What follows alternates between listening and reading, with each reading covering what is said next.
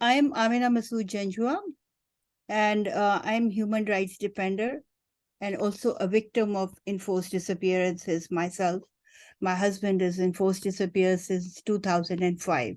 Because now I am leading an organization which is defense of human rights in Pakistan, and I have registered 3,000 plus cases of enforced disappearances. So if we are speaking about Pakistan, our struggle is about like 20 to 21 years old, but still we are facing ongoing repression. We are facing ongoing enforced disappearances.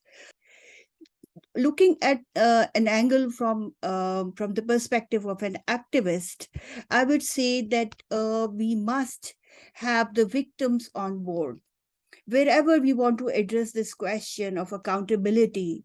And I would say that the UN is also a very important forum because UN is the voice of the victims, and they can also educate and provide awareness to the authorities of different states.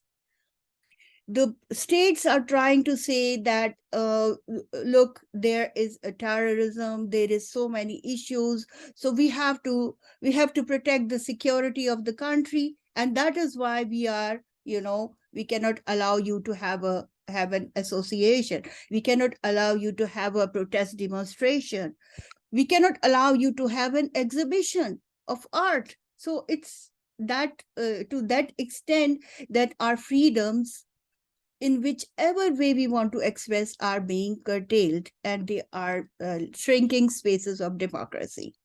So to that extent, if the state says this, that under the garb of national security we don't allow you to do this, and then they start introducing laws such as Pakistan Protection Act, which says that it is okay to disappear people, it's okay to put them in a secret detentions, it's okay for 90 days for the government to keep it in a place which is not identified. So under these laws, if that can be debated by the UN mechanisms along with the authorities on board and the victims on board who are the actual sufferers, so they will be able to explain their testimonies, their side of the story, how these laws have been so repressive and how we have faced at the hands of these laws. Actually, when we get engaged with the United Nations mechanism, it is also our safety.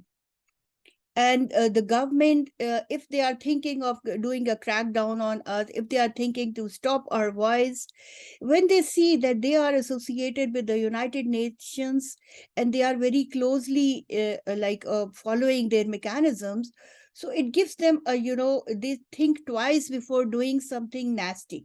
I will not close any case since that unless and until he has been recovered and he is safely united with his family. And plus, not just this, he is compensated for the crimes which were imposed on him, the tortures which were imposed on him, and the way his family suffered because there was no education given to the family. So their mental health, their physical health, their education, and what the situation of the family would have been if he would have been at home. So Okay. we would always stress this point that ruining somebody's life is not that easy.